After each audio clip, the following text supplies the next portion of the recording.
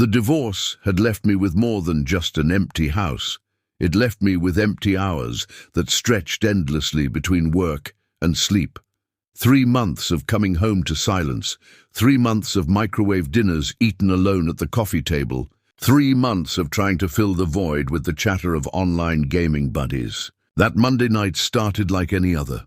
I'd clocked out at 8 p.m. sharp, grabbed a six-pack from the gas station and settled into my well-worn gaming chair. Outside, the storm warnings had been blaring since noon. The weather app showed angry, red splotches moving toward our county, but in this part of the country, they issued flood warnings if someone spilled their drink. I muted the emergency alerts and lost myself in the familiar rhythm of headshots and trash talk with the guys.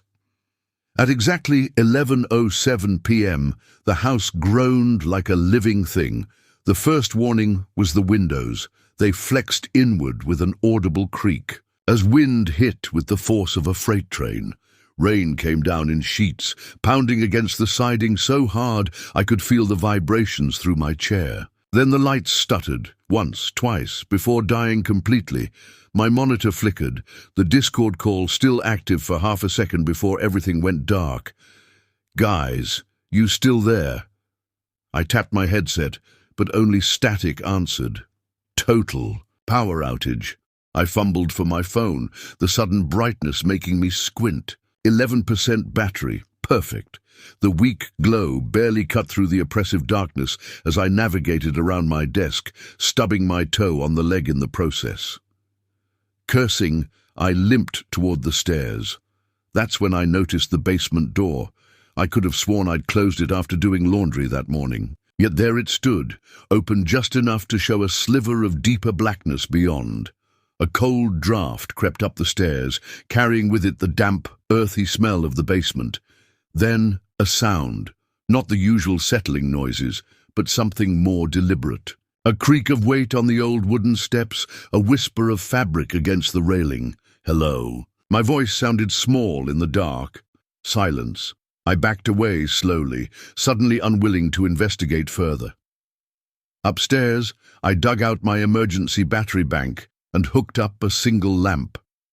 The dim glow made the shadows in the living room stretch unnaturally, long like fingers reaching across the walls. My phone buzzed violently in my hand, making me jump. An unknown number. "Downed power lines in your area. Expect extended outages." ComEd. I frowned. No official header. No customer service number. Just those clinical words.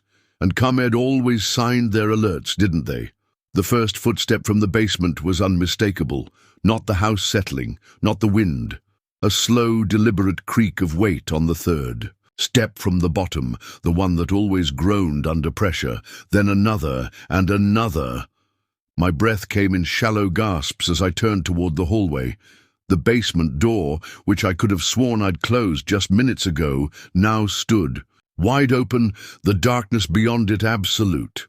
I raised my phone, the light shaking in my trembling hand. The beam barely penetrated the gloom, showing only the first few steps descending into blackness. Then the pounding started. Something massive slammed against the door from the basement side. Once, twice, the wood flexing dangerously with each. Impact. A low, guttural grunt carried up the stairs, followed by the sound of fingernails scraping against wood. I didn't think, I moved. My body hit the door just as whatever was on the other side threw itself forward again. The impact rattled. My teeth, but I held firm, fumbling for my phone with my free hand. 911. I needed to call 911. The moment the call connected, the assault stopped. Complete silence. Then, footsteps. Slow at first, then faster, retreating back down into the basement. The police found nothing. No forced entry. No fingerprints.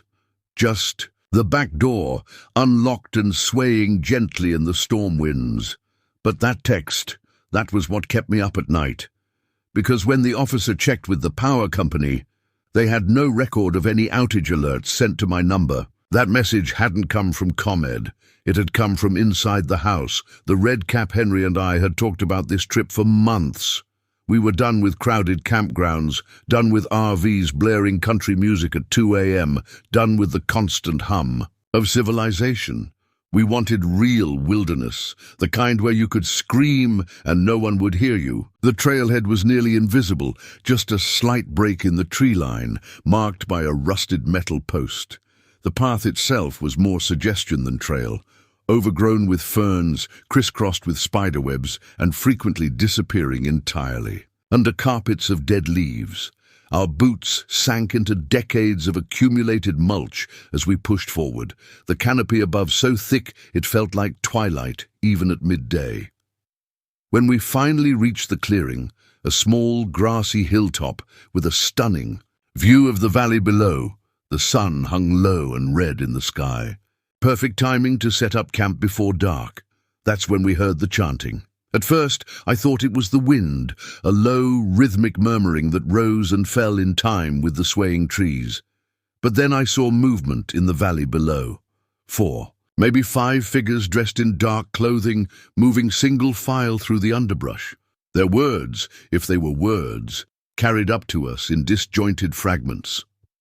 Henry saw them too. We watched, frozen, as the procession wound its way between the trees and disappeared into the gathering gloom. An hour later, the fire was crackling merrily, casting dancing shadows on our tents. We were debating whether to report what we'd seen when he appeared at the edge of the firelight, red baseball cap, black hair curling at his collar, his smile stretched too wide, teeth gleaming orange in the firelight. "Either of you know where the trail is?" His voice was oddly cheerful. "I've been turned around for hours." I pointed automatically toward where we'd come from. His gaze flicked. Past us, toward the valley where we'd seen the figures.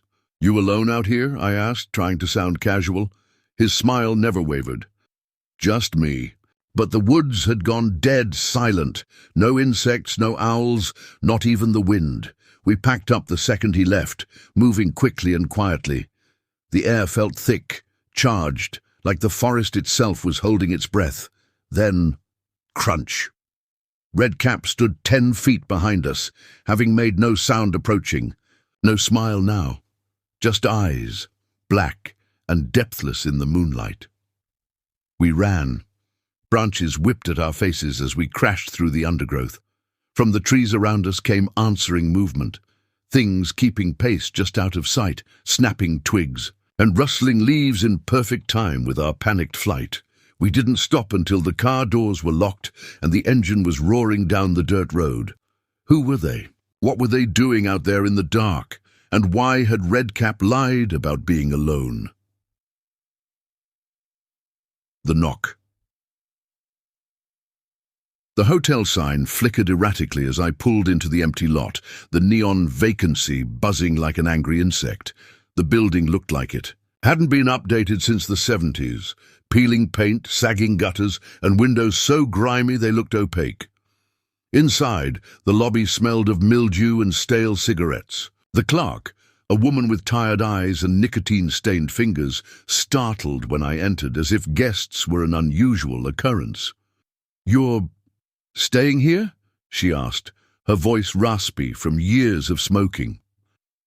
The first knock came at exactly 11 p.m. 3 sharp raps that echoed through the empty room. No one there. The second knock, at 11:37, nearly shook the door off its hinges. "You're the only guest," the clerk insisted when I asked, her eyes darting toward the security camera in the corner. "Must be the pipes." Back in my room, I reached for my phone. Its glow illuminated the corner by the bed. A man, standing, watching. I ran. He chased, his footsteps pounding behind me down the hallway. The clerk screamed when she saw him, a sound that turned my blood to ice. The police found nothing, no forced entry, no record of any other guests. The security footage showed only static during those critical minutes. Just the knock, the dark, and the terrifying realization that I might have invited him in without even knowing it.